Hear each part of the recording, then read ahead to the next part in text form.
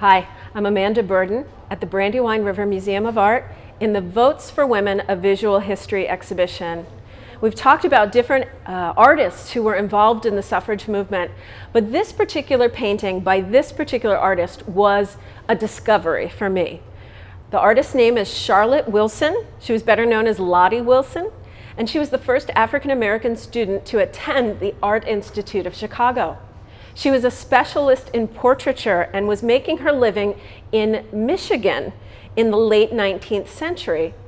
She was a devoted suffragist. In fact, she's in the Michigan Women's Hall of Fame for her suffrage work. This particular painting of Abraham Lincoln and Sojourner Truth was an image that crossed the boundaries between the abolition movement in the 19th century and the suffrage movement later in the 20th century. And a version of this painting can be seen on the cover of the Crisis magazine. That's the publication of the NAACP, and in 1915 issue they put out devoted to suffrage. So Lottie Wilson picked up on the fact that portraiture was a very significant way that endorsements happened in the suffrage movement.